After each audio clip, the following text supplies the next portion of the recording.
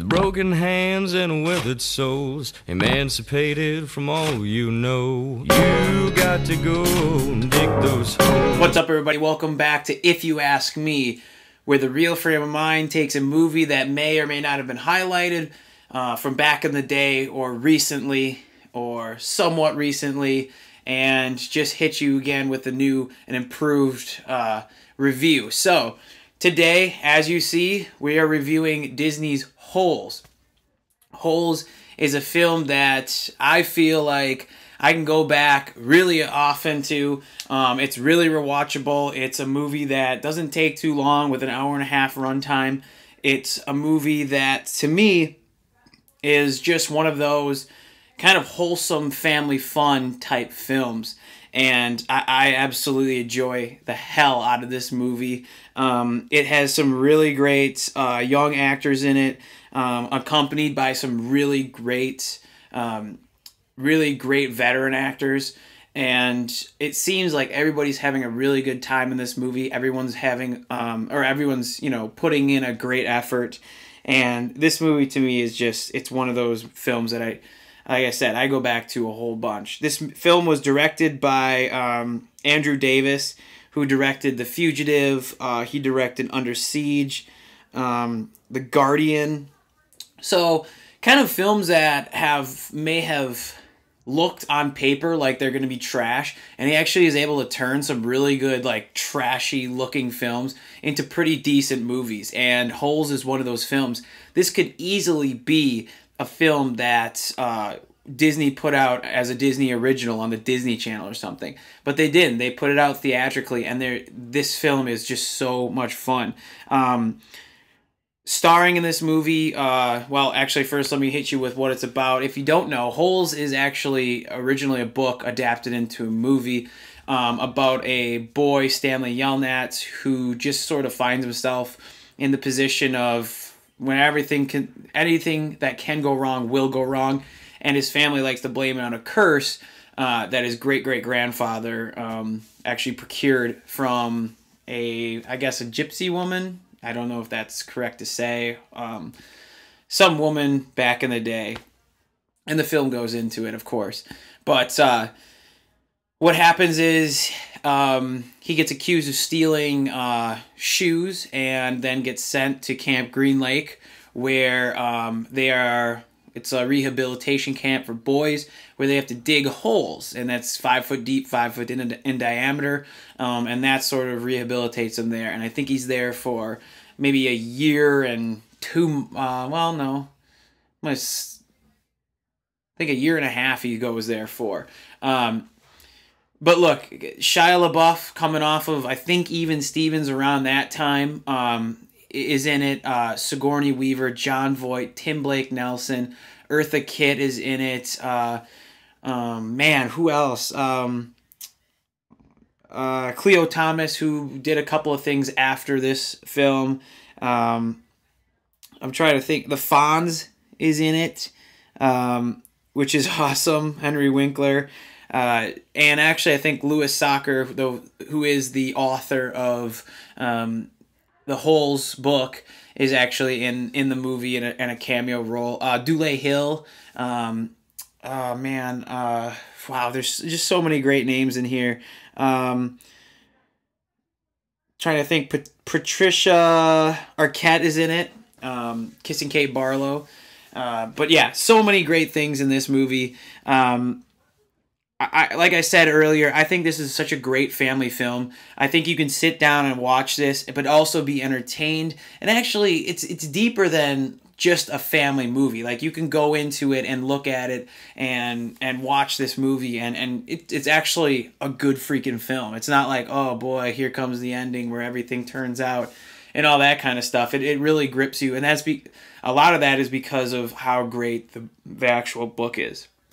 And what I liked about the decision by the producers to mix in some younger kids, some unknown kids, along with some really great veteran actors, I thought that was a perfect idea, because you get this mixture of really top tier talent compared with some kids that haven't even set foot on a set, you know, and it turns out really good. And these young actors, they kill it in this movie. I haven't seen a lot of them recently. Of course, I haven't looked up a lot of them either, besides Shia LaBeouf. Obviously, you know that he's still going. I don't want to say strong, but he's going. And I think another thing, when you think about just the boys in the tent, you don't really get that. You get this nice sense of camaraderie between all of them. It's like they're buddies, like they've been there before. And the great thing that Andrew Davis does when he directs this movie is that these boys are not nice. I mean, these boys were sent to this camp for a reason aside from Stanley. And they get into these situations where they're very inclusive or very standoffish, getting in fights, saying some nasty things to each other, treating each other poorly, but then coming back and actually having a really strong relationship, caring for one another. And I think that's such a great thing, because these guys they're in a juvenile delinquent camp. And if you were just to have everything all sunshines and rainbows, it wouldn't really be realistic enough, and you would probably lose interest in the story. But they're always like that. They're like brothers, you know, where they're 1 minute they're the best friends in the world, the next minute they're going at it like they absolutely hate each other, which is really great, and I really enjoy that part of the movie. I thought that was handled really well. I think when you think about the writing, they did such a good job adapting the book to the actual movie. I think it's really one of the things that people love about Holes is that they did such a good job staying faithful to the novel. That's what makes it great. And even going back and watching some of the deleted scenes, you still see, wow, that was a really nice cut right there. That was there. And even when you've read the book and you come to the movie, you can fill in those holes, no pun intended, and they're not really plot holes, but you can fill in those holes because you've read the story and you know where, oh, this is where it would have went, but they decided to cut that out.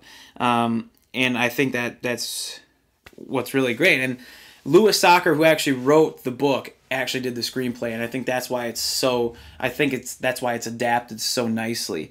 But there's so many great quotes in there. You know, I'm feeling some double shower tokens, boys, or you know, just the thought of sploosh. You know, is peaches like rotted in a jar. Smaller shovel, smaller hole. You got all sorts of different, you know, we got cameras and microphones, not microscopes, you know, all sorts of really, really great quotes that you kind of go back to time after time. And, you know, I think I say the shovel won all the freaking time. But there's just such funny lines. There's nice little one-liners that are great, you know, like, you know, worms don't eat dirt, or moles eat dirt. And, you know, oh yeah, KB, what's that stand for? Oh, that's Keith Barringer. He was in my math class. You know, like things like that you just brings you back because you feel like you're part of that group and you feel like you're a part of this story. And that's what I love about the writing, which is great. Like I said, the directing is sound. It's good stuff all the way through. There's nothing really great. Like they're not going to do anything that's going to blow your mind with it, but they do enough to where you're going and just enjoying the hell out of the landscapes and everything. Which leads me to the cinematography, which is really great. I really enjoy this. I think what they did was they really made... I mean, there's not many times where you think to yourself, this isn't a real hole. This doesn't look right, you know? But just the way they set up the whole camp and everything. And even in the flashbacks with you know, Miss Catherine and Sam... You know, I think they do such a great job sort of taking you back in time. And what else they do great is the actual soundtrack. The soundtrack is amazing. I probably would have told you, I could probably tell you that I haven't listened to any of these guys, anybody on this soundtrack, maybe Shaggy, before watching Holes. But now I know the freaking soundtrack. It plays in my head over and over. And there's some really good hidden gems in this. And what I like is that it gives it sort of that Texas twang. You know, it has these Texas vibe to it. And it just really fits. I mean, the lyrics fit really well into the story. So I think they did a fantastic job, going in and getting that done. I absolutely loved the music. Now, this is where some of the things don't really play out. There are some plot holes, and it's not a story where it's completely, it's completely plausible. Obviously not. They have something called yellow spotted lizards that are more poisonous than, whatever. It'll kill you every time. And the CG on the yellow spotted lizards is not very good. It does not hold up. But, there are some issues, and you can see it where some of the dubbing, the adding into the sound doesn't really add up or anything like that. But I think what they did well enough. And for me, that is something that's going to get me to come back all around. And the themes, obviously, of being an outcast or being misplaced, and sort of finding that relationship and that friendship that's going to last you, finding your place and making amends with your history or your past. And that's something that I really enjoy going back to. And I love the hell out of this movie. For me, I'm going to give this movie an A- because it is an absolute treasure to me. I know it's a treasure to some of my family, and it should be in yours. That's Holes, if you ask me. A- for me. Thank you guys for watching. If there's anything you want us to review on If You Ask Me, put it down there in the comments. Make sure it's an actual feature film, and we'll hopefully get to it. So thanks again. Eesh. Go dig those holes. Dig it out. I don't dig it. Come on. Dig it out. Dig it. Dig it out.